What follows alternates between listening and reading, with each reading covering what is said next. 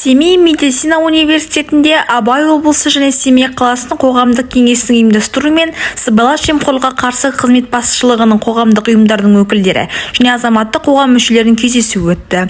Кездесу барысында сыбайлас жемқорлыққа қарсы іс-қимыл агенттігінің жұмыстары көрсетіліп, қаламыздың заңсыз құрылыстары мен заңға қайшы сатып алулар туралы сөз қозғалды.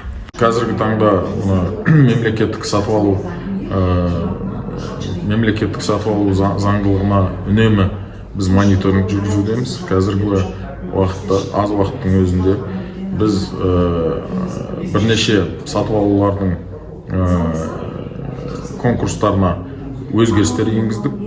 Сонымен қатар іс-шара барысында жемқорлыққа қарсы видеоролик көрсетілді. Абай облыстық департамент басшысының бірінші орынбасары Рүстем Тоқбергеновтың айтуынша, бүгінде мемлекеттік сатып алулар мен конкурс өткізудің ережелері өзгертілген. Себебі бүгінде заңсыз конкурстар көбейіп, заңға қайшы іс-әрекеттер қимылы артқан. 50 миллионға жоқ ақша үнемделді. Кейбір конкурстар мүлдем заңға сәйкес болмауына байланысты жойылды. Олардың күштері қазіргі уақытта және Абай облысы бойынша сыбайлас жемқорлыққа қарсы іс-қимыл департаментімен заңсыз құрылыстар бойынша да жұмыстар атқарылуда. Қазіргі таңда сыбайлас жемқорлыққа қарсы саясат тұжырымдамасының жобасын іске асыру мақсатында бірқатар жоспарлар мен міндеттер әзірленген. Негізгі бағыттардың ішінде мемлекеттік сатып алу саласындағы сыбайлас жемқорлық тәуекелдерін төмендету, бизнестің парасаттылығы және экономикаға мемлекеттің қатысуын төмендету екен. Еліміздің аумағында бір аптадан астам уақыт қатты аяз болып тұрғандықтан, жылу қазандықтарының штаттық режимде толық қуатта жұмыс істегені маңызды. Ауданның әлеуметтік нысандары мен көп қабатты тұрғын үйлерге жылу беру барысын бақылау мақсатында бүгін аудан басшысы аудан орталығындағы қазандықтарды аралады.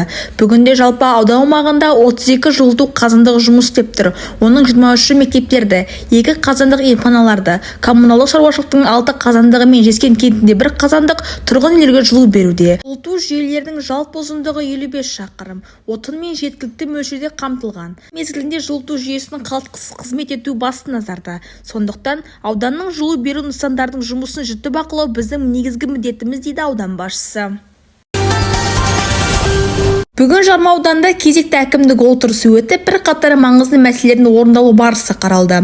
Күн тәртібінде күзгі егінді жинау және қатаң мал азығын дайындау жұмыстарының қорытындысы, дипломмен ауылға бағдарламасын іске асыру және бюджеттік кредиттерді қайтару. Сонымен қатар 2022 жылы 20 қарашада өткен Қазақстан Республикасы президенттің кезектен тыс сайлауының қорытындысы туралы ақпараттар тыңдалды. Берілген есептер мен ақпараттарды талдай отырып, жауапты мекеме басшылары мен округ әкімдеріне ауданымыздың мүмкіндіктері мен қажеттіліктерін ескере отырып, жұмыс нәтижелігін арттыру туралы нақты міндеттер жүктедім, дейді аудан басшысы.